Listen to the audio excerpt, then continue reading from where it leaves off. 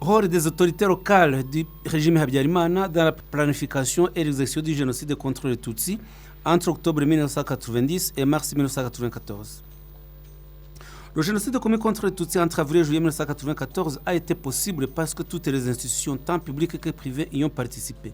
Ce génocide n'aurait pas pu se dérouler si les autorités de base très proches de la population n'avaient pas joué un rôle clé dans son organisation que dans la sensibilisation de la population à y participer massivement. Rappelons quelques faits en guise de rappel de l'histoire des composantes de ce génocide. Les massacres de Kibirira en octobre 1990 ont été initiés par le sous-préfet de Ngororero, Bernard Niyitegeka, et le bourgmestre de la commune Kibirira, Jean-Baptiste Nteziryayo. Le sous-préfet Niyitegeka a convoqué une réunion qui rassemblait le bourgmestre ainsi que le conseil de commune de Kibirira, Satinski et Ramba, qui formait la sous-préfecture de Ngororero, avec la participation des cadres politiques d'IMRND originaires de cette région, parmi lesquels se trouvait Léon Mugesera, conseiller à l'époque chargé des affaires politiques et administratives au sein du MRND à Kigali et en même temps vice-président du MRND de la préfecture de Gisenyi. Au cours de la réunion, le sous-préfet Bernard Niyitegeka a exhibé 2 cadavres en affirmant qu'il s'agissait de Hutus tués par des Tutsis. Il leur a demandé de rentrer pour mobiliser la population afin d'assurer la sécurité et lancer une chasse à l'ennemi. Après cette réunion, les bourgmestres et les conseillers ont appliqué les instructions que le sous-préfet Niyitegeka Bernard leur avait dictées et un grand nombre de Tutsis périrent. Dans plusieurs localités de l'ancienne commune de Kibirira, les attaques ont été conduites par les conseillers communaux et les responsables des cellules. Par exemple, dans la cellule de Makoma, secteur Gatumba, les massacres ont été conduits par Joséphine Mugeni. Elle a rassemblé les Hutus à qui elle a demandé de se débarrasser des Tutsis, car, disait-elle, un plan de Tutsis en vue d'éliminer les Hutus avait été découvert, alors que c'était un faux. Dans le secteur d'Onhobge, les massacres ont été conduits par son conseiller Jean-Baptiste Ntwari. D'autres personnes influentes sont accusées d'y avoir participé. Outre le bourgmestre Jean-Baptiste Nteziryayo, il figure également Léon Mugesera, originaire de cette région, Pierre Teguera, qui dirigeait le projet agricole appelé PNAP, Programme national d'amélioration de la pomme de terre, et le président du MRND dans la commune de Kibirira, qui s'appelait Innocent Teganya. Pour inciter les paysans Hutus à participer au massacre, les autorités ont propagé des rumeurs sans fondement, notamment assurant que le colonel Serubuga avait été tué par les Tutsis et que le colonel Charles Wihoreye, originaire d'Ongororero et qui dirigeait l'école de gendarmerie de Ruhengeri, qu'il avait également été tué par le FPR. Or, ces fausses rumeurs avaient pour objectif de diaboliser les Tutsis afin de convaincre les Hutus de se défendre, disait-il, en tuant les Tutsis. Le regretté François Nsengiyumva, emporté par le génocide en 1994, a mené des recherches sur ces massacres et a fourni de nombreux noms de victimes Tutsis en décrivant les circonstances de leur assassinat. Il a donné l'exemple d'une belle femme qui s'appelait Mathilde Mukabideri, qui était commerçante au centre de Rubona, qui se respectait et refusait les offres de ceux qui voulaient abuser d'elle sexuellement. En octobre 1990, les tueurs l'ont tuée atrocement en traversant son sexe d'une épée et en la tournant en dérision en des termes cruels et indécents. On va donner notre exemple d'un enfant, Werarese Mukiza, du secteur de Kirengo. Lorsque ses parents ont vu l'attaque, ils se sont enfouis en courant. L'enfant s'est caché dans la haie, mais innocemment, il n'a caché que sa tête, laissant ses jambes visibles à l'extérieur. Les tortionnaires l'ont découvert et lui ont asséné un coup de machette sur la jambe et à la nuque. Ils l'ont abandonné sur les lieux, croyant qu'il était mort. Sa mère, réalisant qu'elle avait laissé son enfant, est revenue le chercher et l'a trouvé agonisant. Elle-même était grièvement blessée. Elle a essayé de le soulever et elle est partie pour se jeter dans la rivière Nyabarongo. Il faut dire aussi que de nombreux Tutsis ont été jetés vivants dans cette rivière. Un autre nourrisson de la famille Tarsis Munyankumburwa a été brûlé dans la maison avec ses parents, mais la partie de la maison où il se trouvait n'a pas complètement pris feu. Les tueurs l'ont laissé gémir pendant 3 jours. Il est mort de faim, de soif et de chagrin. Son seul crime était d'être Tutsi. Aucun de ces assassins n'a été traduit en justice. Le 6 juillet 1991, le ministre de l'Intérieur et du Développement communal, Faustin Munyazesa, a adressé un courrier au président de la République, Juvenal Habyarimana, à propos de ces massacres commis contre les Bagogwe dans la préfecture de Gisenyi Ruhengeri. Il a signalé que 286 Bagogwe avaient été massacrés dans la préfecture de Ruhengeri contre 86 dans la préfecture de Gisenyi.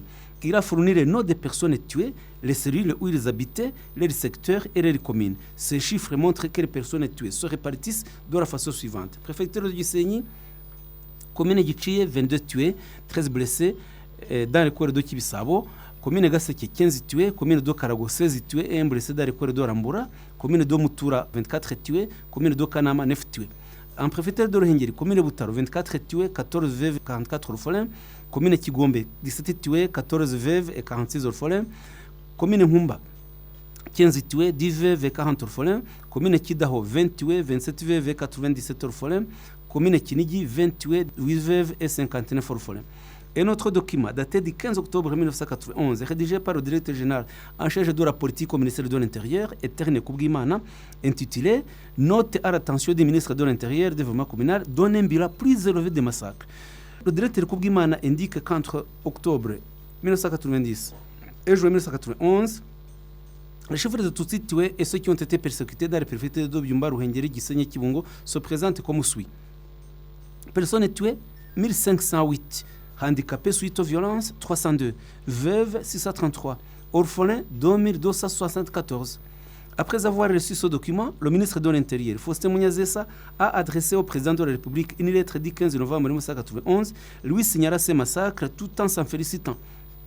Une autre lettre du 17 juillet 1991 livre des informations sur le nombre de personnes tuées, blessées, handicapées, leurs catégories sociales et les biens détruits entre le 1er octobre 1990 et le 29 juillet 1991 pour chaque commune de préfecture de Byumba, Gisenyi, Ruhengeri et Kibungo. Les chiffres se présentent comme suit. Préfecture de Byumba.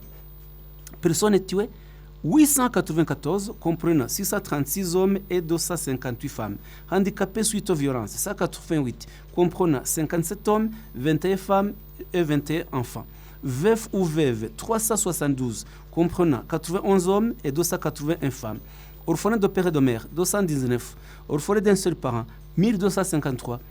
Orphelins âgés de moins de 5 ans, 518. Orphelins âgés de plus de 5 ans, 954. Élèves, 359. Préfecture de Ruhengeri. Personnes tuées, 117, comprenant 103 hommes et 14 femmes. Handicapés suite aux violences, 101, comprenant 62 hommes, 22 femmes et 17 enfants. Veufs ou veuves, 86, comprenant 10 hommes et 76 femmes. Orphelins de père et de mère, 9. Orphelins d'un seul parent, 292. Élèves, 70. Préfecture de Gisenyi. Personnes tuées, 470. Handicapés suite aux violences, 9. Comprenant 8 hommes et une femme.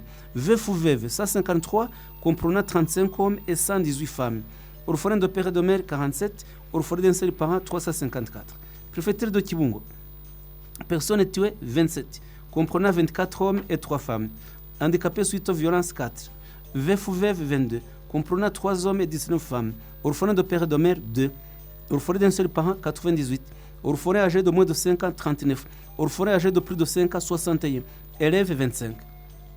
Ce document mentionne aussi que 169 personnes, majoritairement de Tutsis Bagogwe, avaient été portées disparues, dont 20 originaires de la commune Nhuri, 33 de Mukingo, 116 de Kinigi. Il ajoute qu'il est possible que la plupart de ces personnes soient mortes. Ces chiffres fournis par le gouvernement rwandais lui-même mettent en évidence que d'innombrables civils Tutsis ont été tués entre 1990 et 1994 sans aucun lien avec le conflit armé, exclusivement pour leur appartenance ethnique, et que ces massacres étaient commis sous l'instigation des autorités locales, des bourgmestres, des conseillers et des responsables de cellules avec l'appui de la police, de la gendarmerie et de l'armée. Les massacres d'innocents de 1991 ont été commis soi-disant en représailles après la défaite de l'armée rwandaise à Ruhengeri, qui s'est soldée par la libération des prisonniers par le FPR le 23 janvier 1991. À cette époque, le commandant des opérations de cette préfecture, le colonel Charles Uwihoreye, a été convoqué à Kigali et emprisonné. Il a été remplacé par le lieutenant-colonel Jean-Marie Vianney Nzapfakumunsi, originaire de Kibuye. C'est lui qui a conduit les massacres de Tutsis dans des communes de Ruhengeri.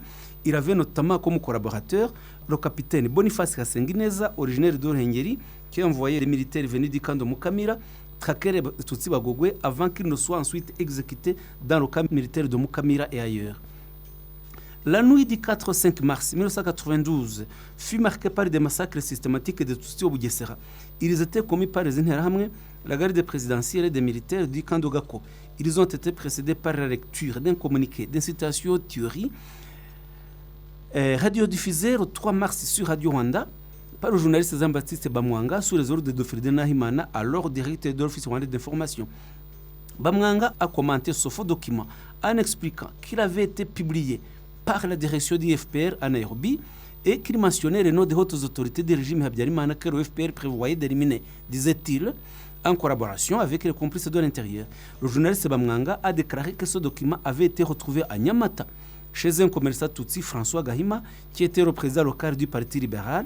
Cette fausse information était en réalité une façon d'inciter directement aux théories de Tutsi de Bugesera. Les chiffres fournis par le gouvernement sur cette théorie ont indiqué les résultats suivants et qui sont des résultats flagrants.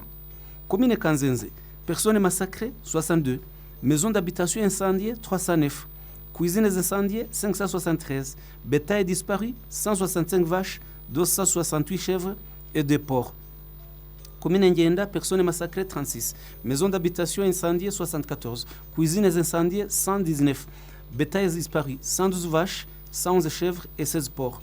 Commune Gachora, personnes massacrées, 84. Maisons d'habitation incendiées, 216. Cuisines incendiées, 288. Bétail disparu, 188 vaches, 325 chèvres et 28 porcs.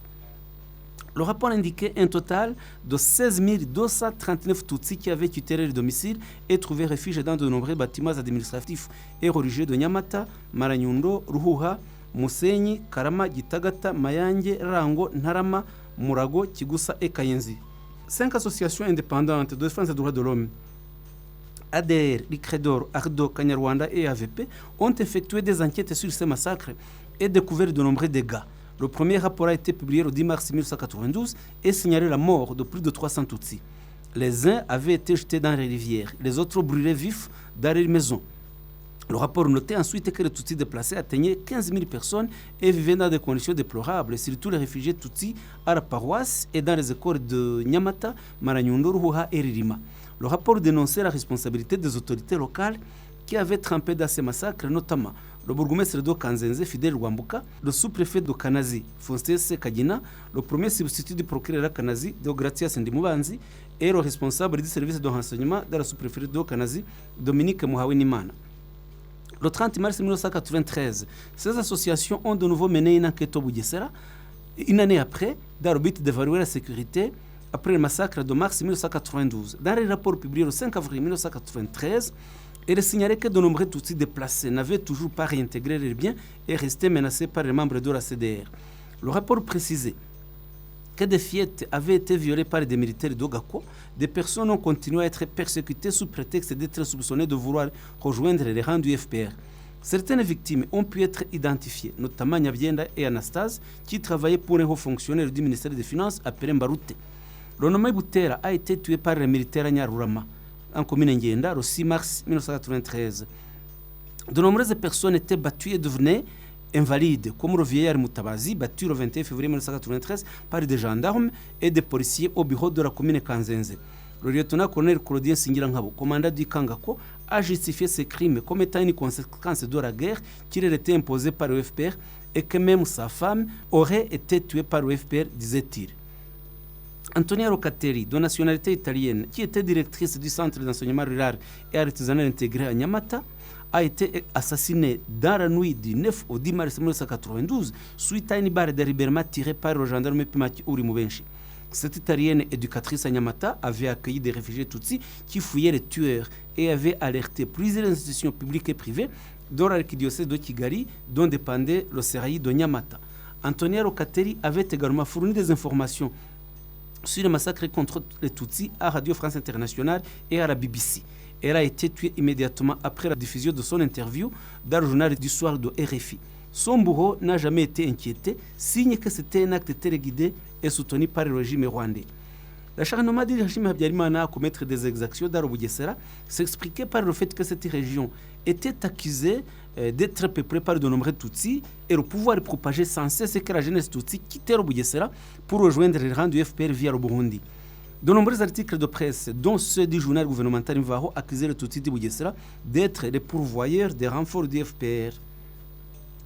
Au début de l'année 1993, 137 Tutsis ont été massacrés dans les préfectures de Gisenyi et Ruhengeri en l'espace des mois. Ces chiffres, fournis par le service de renseignement, concernaient des citoyens ordinaires qui n'avaient aucun lien avec la guerre, mais qui ont été tués uniquement en raison de leur appartenance ethnique. Un document rédigé le 27 janvier 1993 par un haut fonctionnaire qui représentait le service de renseignement à Gisenyi, Damien Niyibizi, détaille ce qui a été discuté dans une réunion dite de sécurité de la préfecture de Gisenyi. Cette réunion rassemblait le bourgmestre, sous-préfet et tous les agents en charge des instances de sécurité de la préfecture et de l'armée. Chaque bourgmestre a fourni la situation dans sa commune. Dans toute la préfecture de Gisenyi, il a été constaté que 137 personnes avaient été tuées, réparties de la façon suivante. Commune Gaseke, 32 tués, Giciye, 19 tués, Kanama, 7 tués, Karago, 1 personne tuée, Kayove, 4 personnes, Nyamyumva, 4 personnes, Lamba, 21 personnes, Rubavu, 3 personnes et Satinski, 56 personnes tuées. Ce même document évoquait le cas des personnes déplacées qui avaient abandonné les biens. Après ces massacres, la communauté internationale a exercé une pression sur le gouvernement rwandais. Les associations de défense des droits de la personne du Rwanda et les partis politiques d'opposition ont alors pu mettre sur pied une commission chargée de faire la lumière sur les auteurs de ces pogroms. Cette commission était composée de 6 personnes suivantes. Le docteur Augustin Yamuremye, qui était directeur général du service de renseignements intérieurs à la primature et président de la commission, Rona Kanyarubira, conseiller au ministère de l'Intérieur, le major Hategekimana de l'armée rwandaise, mais il n'a jamais participé aux travaux de la commission, Laurent Rebero, conseiller en matière administrative et juridique au ministère de la Justice, Norbert Muhaturukundo, qui était directeur au ministère de l'Information, et Athanase Munyemana, directeur à la primature. Cette commission s'est entretenue avec des personnes de toutes les catégories, y compris les membres des confessions religieuses. Dans ses conclusions de cette commission gouvernementale, il apparaît que les massacres ont été provoqués par les manifestations du MRD et de la CDR. Le point essentiel mis en évidence par cette commission est la responsabilité des hautes autorités militaires et civiles. Dans son rapport, la commission a indiqué que des massacres avaient été commis dans plusieurs communes de Gisenyi, notamment Mutura, Nyamyumba, Kibirira et Kayove. Dans la commune de Ramba et de Giciye, les massacres ont été dirigés par les autorités communales. Le préfet de Gisenyi, Joseph Habiyambere, a été pointé du doigt comme le chef de file, ainsi que les sous-préfets Ildefonsi Rukabukira et Bikumbi. Le commandant de place à Gisenyi, le colonel Juvenal Bahufite, a également été désigné. Les conclusions de la commission recommandaient que les autorités suivantes soient sanctionnées. Le préfet Joseph Habiyambere, le bourgmestre Charles Bangamwabo de Giciye, le bourgmestre Théodore Nzabanita de Ramba et Rodolphe Bugurijabo de Nyamutera. Ce qui est surprenant, c'est que la commission n'a rien évoqué sur d'autres dirigeants des communes qui avaient pourtant des responsabilités dans les massacres de Tutsi que la commission elle-même avait désignés. Bien que la commission établie par le gouvernement ait révélé certains crimes, elle ne mettait pas en lumière toute la vérité et n'exigeait pas de sanctions contre tous les auteurs des pogroms ethniques. Par exemple, le colonel Juvenal Bahufite est resté commandant de Prasa Gisenyi sans être inquiété, de même que le major André Bizimana, alors que ces deux autorités se concertaient nécessairement dans l'exécution des massacres. En mars 1993, nous l'avons dit, la Fédération internationale des droits de l'homme a effectué une enquête au Rwanda et a dévoilé l'ampleur des massacres commis contre les Tutsi Bagogwe sur instigation des autorités locales, civiles, politiques et militaires. Publié en mars 1993, le rapport a signalé que dans l'ancienne commune de Kinigi, des innocents ont été massacrés et jetés dans des fosses communes et que ces massacres étaient dirigés par le bourgmestre Tade Gassana. Dans la commune de Mukingo, les massacres ont été supervisés par le bourgmestre Juvenal Kajerigeri et le ministre des Travaux publics de l'énergie, Joseph Nzirorera.